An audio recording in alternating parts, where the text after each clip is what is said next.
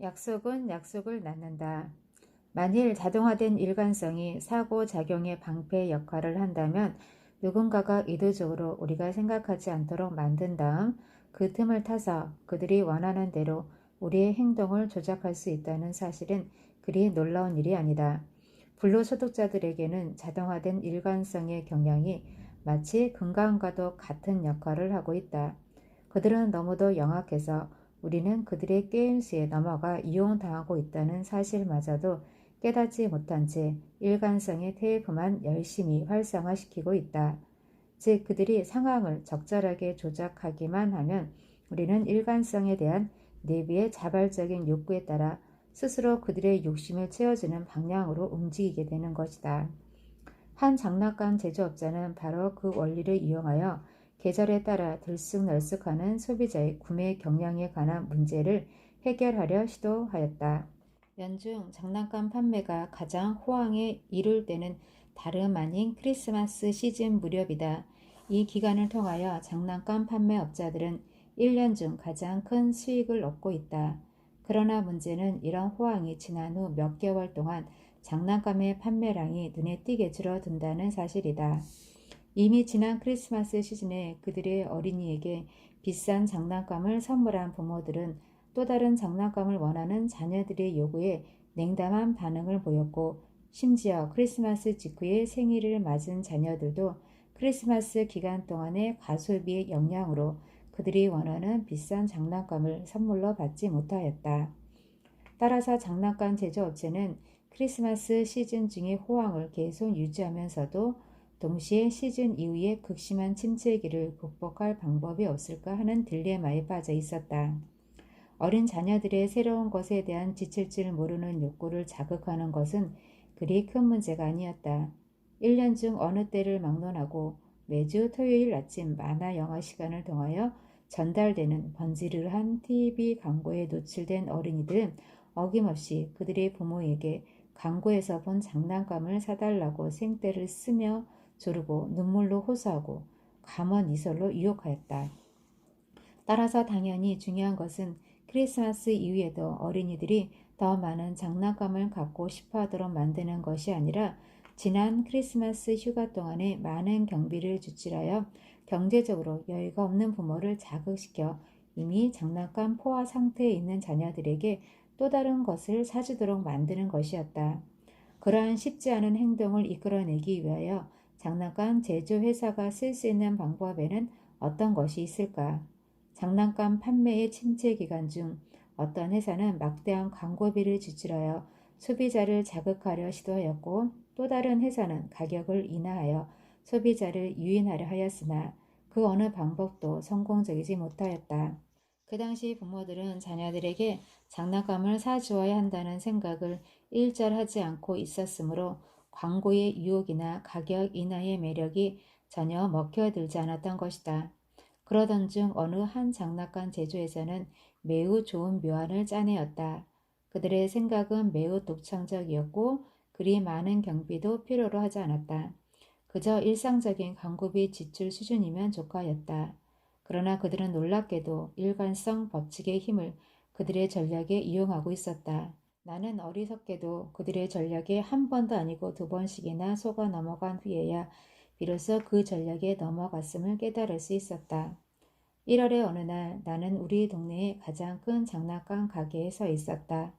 지난 크리스마스 때 이 가게에서 아들에게 이런저런 장난감을 선물하느라 너무 많은 돈을 쓰게 되어서 다시는 여기에 오지 않으리라 속으로 맹세했던 것이 불과 한 달 전의 일이었다. 그런데 지금 어찌된 일인지 나는 이 악마 같은 장소에 서 있으며 그것도 내 아들에게 또 하나의 값비싼 장난감인 전기로 움직이는 대형 경주용 자동차를 사주기 위해서 돈을 치르고 있는 중이었다. 그때 나는 그곳에서 과거에 우리 집 근처에 살았던 한 신사가 자신의 아들에게 내 아들이 원했던 것과 똑같은 장난감을 사주고 있는 모습을 발견하였다. 우리가 마지막으로 만난 것도 바로 1년 전 이 장소였으며 그때도 우리는 자녀들에게 값비싼 장난감인 말도 하고 걷기도 하는 로봇을 사주고 있었다는 사실을 상기해내고는 나는 참 기묘한 인연이라고 생각하였다. 같은 시간에 같은 장소에서 그것도 같은 목적을 위하여 1년에 단 한 번 마주치게 되는 기막힌 인연에 우리는 모두 껄껄껄 웃어대었다. 그날 저녁 나는 나의 이 귀한 인연을 친구에게 이야기해 주었는데 나중에 알고 보니 그는 한때 장난감 사업을 했던 경험을 가지고 있었다. 네 이야기를 잠자코 듣고 있던 친구는 점잖게 그것은 우연이 아니야 라고 말하였다. 필자, 우연이 아니라고? 그게 무슨 말이야? 친구, 이것 봐. 먼저 자네가 오늘 자네 아들에게 사주었던 그 경주용 자동차에 대해서 몇 가지 질문을 하겠네. 자네 혹시 그 자동차를 크리스마스 선물로 사주겠다고 아들과 약속하지 않았었나? 필자, 그래 맞아. 그 녀석이 매주 만화영화 시간에 그 광고를 되풀이해서 보고서는 이번 크리스마스 때 그 장난감을 갖고 싶다고 하길래 사주겠다고 했었지. 친구, 그게 첫 번째 스트라이크야. 이제 두 번째 질문을 하겠네. 자네가 그 장난감을 사주려고 가게에 갔을 때 이미 품절 상태가 아니었던가? 필자, 정말 그랬었지? 그때 가게 주인이 말하기를 그 장난감을 주문해 놓았지만 언제쯤 도착할지는 정확히 알 수 없다고 하더군.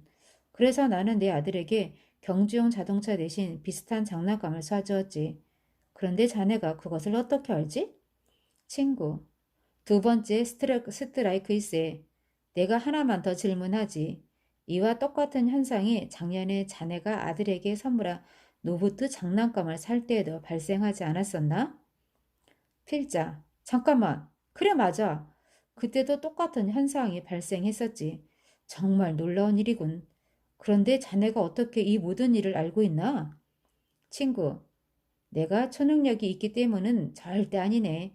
단지 나는 몇몇 장난감 회사들이 1, 2월 판매량을 어떻게 높이는지를 알고 있기 때문이지. 그들은 크리스마스 이전에 어떤 특정 장난감을 매력적인 TV를 통하여 집중적으로 광고하지. 그러면 아이들은 그 장난감을 크리스마스 선물로 받고 싶어 할 것이고 부모들의 약속도 미리 받아놓지 않겠나? 자, 지금부터가 중요한 대목이네. 장난감 회사들은 의도적으로 제품을 시중에 적게 유통시켜 아이들의 부모가 정작 약속을 지키기 위하여 장난감 가게를 찾을 때는 이미 물건이 품절되게 만드는 거야. 그렇게 되면 부모들은 하는 수 없이 비슷한 가격의 다른 장난감을 아이들에게 선물하게 되는데 물론 장난감 회사는 다양한 대체품을 미리 충분히 유통시켜 놓기 때문에 시즌 중에 판매 목표를 달성하는 데는 아무런 지장이 없게 되지. 그러다가 크리스마스가 지나가면 장난감 회사들은 이전에 집중적으로 광고했던 특정 장난감을 다시 한번 광고하기 시작하지. 그렇게 되면 아이들은 그 장난감을 갖고 싶어서 이전보다 더욱 안달일 것이 불을 보듯 뻔하지 않는가? 그들은 부모에게 달려가서 징징대면서 아빠, 저 장난감 사주기로 약속했잖아요. 엄마, 약속했잖아요. 라고 조를 것이며 부모들은 자신의 약속을 지키기 위해서 장난감 가게로 힘없는 발걸음을 옮기게 되는 것일세. 필자, 가로 열고 점점 속이 끓어오르는 것을 느끼면서 가로 닫고. 그래서 우리들이 똑같은 술책에 넘어가서 그 장소에서 2년 연속 만나게 되었군. 친구, 그런 셈이지. 그런데 자네, 어딜 가려나? 필자, 나는 당장 이 경주용 자동차 장난감을 가게에 반품하겠네. 가로 열고 화가 머리 끝까지 치밀어 올라 거의 소리치다시피 말하였다. 가로 닫고. 친구, 잠깐만! 1분만 먼저 생각해보게. 자네가 왜 그 장난감을 오늘 아침에 아들에게 사주었나? 필자, 물론 내 아들을 실망시키지 않기 위해서였지. 또한 나는 내 아들에게 약속을 하면 꼭 지켜야 한다는 것을 가르쳐주고 싶었기 때문이기도 하고. 친구, 그렇다면 잘 생각해보게. 만일 자네가 아들에게서 장난감을 빼앗아 반품한다면 자네 아들이 자네가 왜 그러는지를 이해하리라고 생각하는가? 그 녀석은 자기 아버지가 자기와의 약속을 지키지 않았다는 사실만을 기억할 것에 이것이 자네가 원하는 바인가? 필자. 아니야. 물론 아니지. 자네의 말을 종합해보면 그 장난감 회사들은 지난 2년 동안 내게서 2배의 이익을 남겼고 나는 지금까지 그 사실조차도 모르고 있었고 이제 내가 그 사실을 알아차렸다고 해도 나는 이미 약속의 함정에 빠져들었기 때문에 어쩔 도리가 없다 이건가? 다시 말해서 자네의 말은 이미 내가 세 번째 스트라이크를 먹었다고 들리는군, 친구. 가로 열고 고개를 끄덕거리며 가로 닫고. 맞아. 그래서 자네는 아웃된 거야.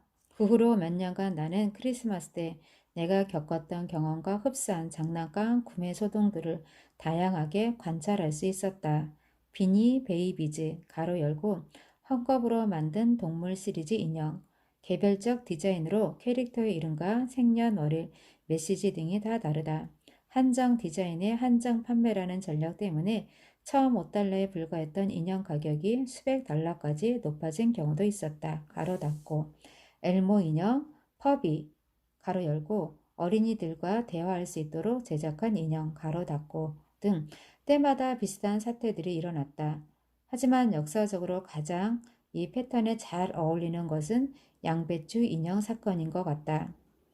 그 25달러짜리 인형은 1980년대 중반 크리스마스 시즌에 엄청나게 광고를 했으면서도 정작 가게에서는 구입할 수가 없었다. 그 회사는 구입할 수 없는 인형을 계속 광고했다는 이유로 고소당했고, 광적인 어른들이 장난감 가게에서 싸우기도 했으며, 자녀에게 약속했던 그 인형을 사주려는 부모들 때문에 인형의 경매 가격이 700달러까지 솟구치기도 했다. 양배추 인형의 판매고는 연간 1억 5천만 달러를 상회하였다.